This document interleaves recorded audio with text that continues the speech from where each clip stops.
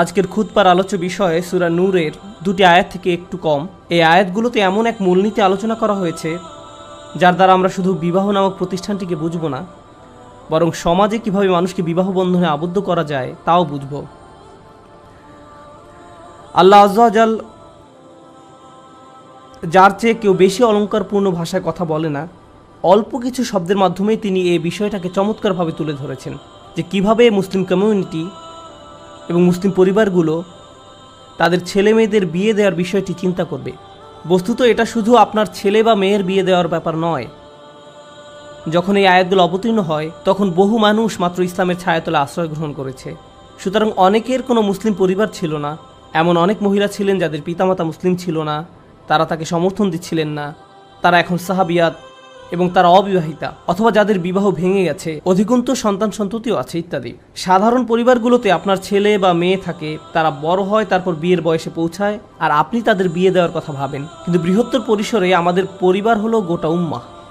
রাসূল সাল্লাল্লাহু আলাইহি ওয়াসাল্লাম সমগ্র উম্মাহকে একটি শরীরের সাথে তুলনা করেছেন, আর আল্লাহ সুবহানাহু ওয়া তাআলা একে ইখওয়া বা প্রায় রক্ত সম্পর্কীয় ভ্রাতৃত্ব বলে উল্লেখ করেছেন। আমরা একে অপরের ভাই, তার মানে আমরা সবাই মিলে বড় একটা পরিবারের মতো। সুতরাং আমাদের সমাজে যখন পুরুষ মহিলারা বিবাহ বন্ধনে আবদ্ধ হতে পারে না, সেটা আমাদেরই সমস্যা।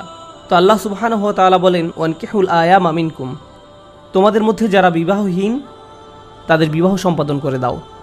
এভাবেই বক্তব্যের শুরু। আরবিতে আইম শব্দটি নারী পুরুষ উভয়ের জন্য প্রযোজ্য, তবে বেশিরভাগ সময় এটা নারীদের জন্য ব্যবহৃত হতো আর কম সময় পুরুষদের জন্য ব্যবহার হতো। আরবদের এই শব্দ ব্যবহার থেকে বোঝা যায় এটি পুরুষদের বেলায় এমন কারোর জন্য ব্যবহৃত হতো যে সহজে বউ পাচ্ছে না, অথবা এমন পুরুষ যে বিয়ে করতে অস্বীকৃতি জানাচ্ছে, তা যে কোনো কারণেই হোক, তাদেরকে বিয়ে করতে উৎসাহ যোগাতে এটা ব্যবহৃত হতো। পক্ষান্তরে অধিকাংশ ক্ষেত্রে এটা নারীদের বেলায় ব্যবহৃত হতো। এমন নারী যারা তালাকপ্রাপ্তা, এমন নারী যাদের এখনো বিয়ে হয়নি, কিংবা এমন নারী যারা অন্য পরিবার থেকে এসেছেন আর এখন তারা মুসলিম, ইত্যাদি ইত্যাদি। নারীদের নিয়ে এখানে কথা বলা হয়েছে। এখানে মজার যে বিষয়টার প্রতি আমি দৃষ্টি আকর্ষণ করতে চাই তা হলো আল্লাহ আযজা ওয়া জাল্লা এখানে সর্বপ্রথম তালাকপ্রাপ্তা নারীদের কথা উল্লেখ করেছেন। তালাকপ্রাপ্তা নারীদের প্রতি প্রথম দৃষ্টি দিয়েছেন উম্মুল মুমিনিন তথা রাসূল সাল্লাল্লাহু আলাইহি ওয়াসাল্লামের স্ত্রীদের মাঝে অধিকাংশ ছিলেন তালাকপ্রাপ্তা বা বিধবা। রাসূল সাল্লাল্লাহু আলাইহি ওয়াসাল্লামের সুন্নাহ হলো তালাকপ্রাপ্তা বা বিধবাদের বিয়ে করা। এটাই আসলে আমাদের রাসূল সাল্লাল্লাহু আলাইহি ওয়াসাল্লামের একটি সুন্নাহ ছিল। এই সুন্নাহটিকে এখন সম্পূর্ণ বিপরীত দৃষ্টিকোণ থেকে দেখা হয়। কেউ যখন কোনো তালাকপ্রাপ্তা কাউকে বিয়ে করার কথা বলে বা বিধবা কাউকে বিয়ে করার কথা বলে, তখন তাকে বলা হয় তুমি কি পাগল হয়ে গেছো। আর এটা আমাদের প্রিয় রাসূল সাল্লাল্লাহু আলাইহি ওয়াসাল্লামের দেখানো সুন্নাহর সম্পূর্ণ বিপরীত আচরণ। প্রকৃতপক্ষে আল্লাহ যে আয়াতে রাসূল সাল্লাল্লাহু আলাইহি ওয়াসাল্লামকে বর্তমান স্ত্রীদের স্থলে নতুন স্ত্রী দেওয়ার সম্ভাবনার কথা বলেন, সেখানে তিনি প্রথমে বলেছেন সাইয়্যিবাত, তারপরে বলেছেন আবকারা, আমি তাকে অন্য নারী বিয়ে করাবো। এখানে তিনি সাইয়্যিবাত বা অকুমারী নারীদের কথা প্রথমে বলেছেন, তারপরে বলেছেন আবকারা বা কুমারীদের কথা যাদের আগে কখনো বিয়ে হয়নি। কোরআনের এই পর্যায়ক্রমকে অনেক মুফাসসির বিশেষ গুরুত্ব দিয়ে তুলে ধরেছেন। তারা বলেন এখানে আল্লাহ যাদের আগেও একবার বিয়ে হয়েছে তাদেরকে অগ্রাধিকার দিয়েছেন, কারণ সমাজে এদের কথা মানুষ সহজেই ভুলে যায়। কিন্তু আমাদের উম্মায় আমরা কাউকে পেছনে ফেলে রাখি না, পেছনে ফেলে রাখে। আল্লাহ যখন বলেন তোমাদের মাঝে অবিবাহিতদের বিয়ে দিয়ে দাও, তাদেরকে বিয়ে করার সুযোগ দাও, বিয়ে দিয়ে দাও, এই নির্দেশনাটি ব্যাপকতা বোঝায়। এই নির্দেশনাটি কাদের জন্য প্রযোজ্য? আপনি হয়তো চিন্তা করবেন ছেলেটা যখন পড়ালেখা শেষ করবে, তারপর যখন একটা ভালো চাকরি পাবে, যখন সে অনেক টাকা জমাবে, যখন সে তার পিতামাতাকেও খরচের কিছু টাকা ফেরত দেবে, যখন সে এটা করবে সেটা করবে ইত্যাদি ইত্যাদি, পরিবারের অন্য সবার যত্ন নেওয়া হবে, তারপর আমরা তার বিয়ের কথা চিন্তা করব। কারণ এখন যদি আমরা তাকে বিয়ে করাই, তার সকল মনোযোগ তার স্ত্রীর দিকে চলে যাবে, আমরা কিছুই পাবো না। এটা আমাদের সন্তান, আমাদের বিনিয়োগ। তাকে বিয়ে করানোর আগে আমরা আমাদের টাকার মূল্য ফেরত চাই। আর এমন কি যখন আমরা তাকে বিয়ে করাবো তখন ব্যাপারটা শুধু আমাদের পার্থিব অর্জনের বিষয় না, এটা আমাদের পারিবারিক গৌরব। এমন একজনকে বিয়ে করাতে হবে যাকে আমরা প্রদর্শন করতে পারবো, যাকে নিয়ে আমরা গর্বিত হব, অনেক ছবি তুলতে পারবো। তাই বিশাল এক অনুষ্ঠানের আয়োজন করো, মানুষকে দেখাও যে আমরা একটা উচ্চ শ্রেণীর পরিবারের সাথে আত্মীয়তা করেছি, ইত্যাদি ইত্যাদি। তাই কাউকে বিয়ে করানোর আগে আপনি যে বিষয়টা বিবেচনা করেন তা হলো নারী পুরুষ উভয়ের জন্য আপনি একটা বয়সের মাত্রা ঠিক করে দেন। নারীদের ক্ষেত্রে একদম বিপরীত কাণ্ডটাই ঘটে। কোনো কোনো পরিবারে সে টিনেজ বয়সে পৌঁছার সাথে সাথে এমন ভাবা হয় আমাকে দ্রুত দায়িত্ব পালন থেকে বাঁচতে হবে, মনে হয় যেন এটা আপনার ঘরে একটা ব্যাধি। যত দ্রুত এর থেকে বাঁচা যায় ততই মঙ্গল। আপনি মেয়েটাকে যেন তেনভাবে কোনো একটা পাত্রের কাছে দিয়ে বিদায় করতে পারলেই বাঁচেন। বহু মেয়েরা হতাশায় ভোগেন, কারণ তাদের বাবা মা সবসময় বলতেই থাকেন তুমি এখনও এখানে পড়ে আছো, তুমি বিয়ে করছো না। আর অন্যদিকে যুবক ছেলেরা বিয়ে করতে চায় আর তাদের বাবা মা বলতে থাকে তুমি এখনো বিয়ের জন্য প্রস্তুত নও। লক্ষ্য করুন কোরআনের আয়াত আমাদের কি বলে, ওয়াসসালিহিনা মিন ইবাদিকুম ওয়া ঈমানিকুম, এবং তোমরা তোমাদের দাস দাসীদের মধ্যে যারা সৎকর্মপরায়ণ তাদেরও বিয়ে দাও। তখনকার সমাজে দাস দাসীরা ছিল, তাদের বলতে গেলে কোনো টাকা পয়সাই ছিল না। আল্লাহ বলেন তাদেরও বিয়ে দিয়ে দাও। তাই এই যুক্তি যে বিয়ে সম্পর্কে চিন্তা করার আগে কাউকে স্বাবলম্বী হতে হবে, তা এই একটি বক্তব্যের মাধ্যমে তছনছ করে দেওয়া হলো, সমীকরণ থেকে বাদ দিয়ে দেওয়া হলো।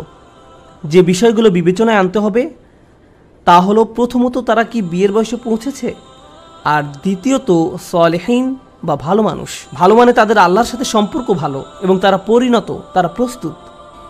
এই হলো সালেহীনা মিন ইবাদিকুম ওয়া ঈমাইকুমের ব্যাখ্যা। তারপর আল্লাহ এর সাথে যোগ করে আরও বলেন, কারণ এখনও বহু মানুষ এই বিষয়টাকে গুরুত্বপূর্ণ মনে করে, ইয়াকুনু ফুকারা ইউগনিহুমুল্লাহু মিন ফাদলিহ, তারা যদি নিঃস্ব হয় তবে আল্লাহ নিজ অনুগ্রহে তাদেরকে সচ্ছল করে দেবেন। কারণ টাকা পয়সার বিষয়টা আল্লাহ নিকট ক্ষুদ্র সমস্যা, তবে আল্লাহ নিজ অনুগ্রহে তাদেরকে সচ্ছল করে দেবেন। আইমা মানে সমাজের বহু মানুষ যারা অবিবাহিত রয়ে গেছে, সেটা তুলনামূলক বড় সমস্যা। অর্থকড়ি না থাকা ছোট সমস্যা, কিন্তু মানুষের মাঝে সম্পর্ক জুড়ে না দেওয়া আল্লাহর নিকট অনেক বড় একটি সমস্যা। এই আয়াতটি পড়ার সময় আমি একটা বর্ণনার সন্ধান পাই, রাসূল সাল্লাল্লাহু আলাইহি সাল্লাম এমন সমাজ থেকে আল্লাহর নিকট আশ্রয় চাইতেন যেখানে প্রচুর অবিবাহিত মানুষ রয়েছে। তিনি উম্মার এমন অবস্থা হওয়া সম্পর্কে উদ্বিগ্ন ছিলেন যেখানে প্রচুর অবিবাহিত মানুষ থাকবে আর তারা এটা নিয়ে সুখী থাকবে। আসলে এই অবস্থায় তারা সুখী নয়, আর অন্যজনের বেলায় যে বিয়ে করতে চাচ্ছে তাকে বিয়ে করতে দিচ্ছে না। তখন সেই ছেলে বা মেয়ে বলে, যা ঠিক আছে, আমি আর বিয়ে করবো না, একা থাকবো। যখন কেউ বলে আমি একা থাকবো, তার অর্থ এই নয় যে আমি ফেরেশতার মতো থাকবো। নিঃসংকোচে বলতে গেলে আমরা জানি এর মানে কি। একজন 30 বছরের যুবক যে কিনা একজন প্রফেশনাল, ভালো টাকা উপার্জন করেন, অন্যদিকে 28 বছরের এক মেয়ে যে লেখাপড়া শেষ করেছে এখনো অবিবাহিতা, তার মানে এই না যে তাদের কোনো আকাঙ্ক্ষা জাগ্রত হয়নি, পাপ করার সুযোগ তৈরি হয়নি, বা তার আগের দিনের মদিনার মানুষদের মতো ধার্মিক জীবনযাপন করে। মদিনারও তার নিজস্ব ধরনের সমস্যা ছিল, মদিনাতেও নিজস্ব ধরনের পরিস্থিতি ছিল। আপনি যদি মনোযোগ দিয়ে রাসূল সাল্লাল্লাহু আলাইহি সাল্লামের জীবনী পড়েন তাহলে দেখবেন সাহাবীদের জীবনে বিভিন্ন ঘটনা ঘটেছে। মাত্র আজ সকালে আমি এক সাহাবীর ঘটনা পড়ছিলাম, যিনি কোনো এক কারণে মক্কায় গিয়েছিলেন, আর সেখানে তার জাহিলি যুগের এক মেয়ে বন্ধু ছিল। আরবি বর্ণনায় যে শব্দটি ব্যবহার করা হয়েছে তা হলো খলিলা, মেয়ে বন্ধু, তার মুসলিম হওয়ার আগের জীবনের। তো মেয়েটি তাকে দেখতে পেল আর বলল, তুমি কি আবার আমার সাথে নির্জনে থাকতে চাও? তখন সেই সাহাবী রাদিয়াল্লাহু তাআলা আনহু বললেন, সম্ভব না, তোমার আর আমার মাঝে ইসলাম এসে গেছে। তখন মেয়েটি রেগে গেল এবং সে তার ভাই বন্ধুদের ডেকে তাকে মারধর করতে উদ্যত হলো। সাহাবী বললেন, ঠিক আছে, আমাদের জন্য একটাই পথ আছে, তা হলো আমাকে তোমার বিয়ে করতে হবে। মেয়েটি বলল, ঠিক আছে, আমাকে বিয়ে করো। তিনি বললেন, আগে আমাকে রাসূল সাল্লাল্লাহু আলাইহি সাল্লামকে জিজ্ঞেস করতে হবে, কারণ তিনি জানতেন না যে অমুসলিম কাউকে বিয়ে করা যাবে কি না। তারপর তিনি রাসূল সাল্লাল্লাহু আলাইহি সাল্লামের কাছে ফেরত গেলেন এবং তাকে জিজ্ঞেস করলেন। তারপর এই আয়াত অবতীর্ণ হয় যে মুশরিক নারীদের বিয়ে করো না যতক্ষণ না তারা ঈমান গ্রহণ করে। আমি আমার আলোচনা থেকে একটু সরে গেছি। আমি যে কথাটি বলতে চাচ্ছি তা হলো কিভাবে আমরা বিয়েকে সহজ করে দেব, কারণ বিয়েকে কঠিন করা শয়তানের কাজ। শাহ ওয়ালিউল্লাহ রহমতুল্লাহ আলাইহি বুদ্ধিদীপ্তভাবে একটা ব্যাপার তুলে ধরেছেন। একটি সমাজে শয়তানের রাস্তা হলো হারামকে সহজ করে দেয়া আর হালালকে কঠিন করে দেয়া। যখন সমাজে এটা ঘটে তখন শয়তানের জয় হয়, কারণ লোকজন সহজের দিকে আকৃষ্ট হবে।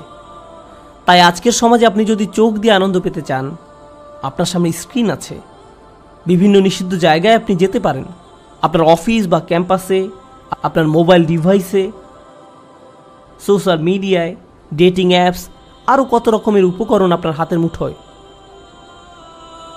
কারণ পুরুষের মহিলাদের প্রতি আকর্ষণ থাকবেই, আল্লাহ এটা মানুষের ভেতর দিয়ে দিয়েছেন, আর এটা কোথাও চলে যাবে না।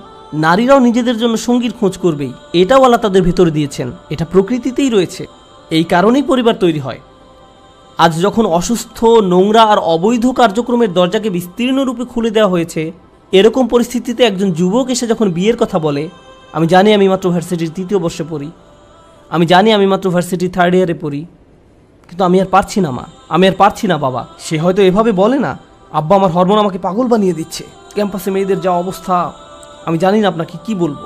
সত্যি একটা মেয়ে আমাকে শুধু মেসেজ দিয়েই যাচ্ছে। কেউ তো আর এভাবে তার বাবা মাকে বলবে না। সে হয়তো বলবে, মা, আমি মনে করি আমার বিয়ে করা উচিত। সে ইঙ্গিতে ভালোভাবে বলার চেষ্টা করবে, আর তখন কোনো পিতামাতা এই যুবক ছেলেটাকে অপমানিত করতে শুরু করলো। ওহ, তুমি ধৈর্য ধরতে পারো না, নিজেকে নিয়ন্ত্রণ করতে পারো না? আমি 40 বছর বয়সে বিয়ে করেছি। কিভাবে আপনি 40 বছর বয়সে বিয়ে করেছেন? আপনার তো এখনই বয়স 50 বছর। তো আমরা পিতামাতারা অনেক সময় এই ব্যাপারটাকে অত্যাচার এবং দমন করার চেষ্টা করি, যা আল্লাহ প্রাকৃতিকভাবে আমাদের ভেতরে দিয়ে দিয়েছেন। বিশেষত আজকের দিনে যখন হারামকে অত্যন্ত সহজ করে দেওয়া হয়েছে, আপনাকে স্বাভাবিক নিয়মনীতির বাইরে গিয়ে হালালকে সহজ করে দিতে হবে, সাধারণ নিয়মকানুনের বাইরে যেতে হবে। হালালের পথ উন্মুক্ত করার মাধ্যমেই কেবল আপনি হারামকে মোকাবেলা করতে পারবেন। ফলে আমরা আমাদের তরুণ তরুণীদেরকে বলতে পারবো, হালাল পথ তোমাদের জন্য উন্মুক্ত। কোনো ভুল করার চিন্তা করারও আগে আমাদের সাথে কথা বলো, আমাদের জানতে দাও।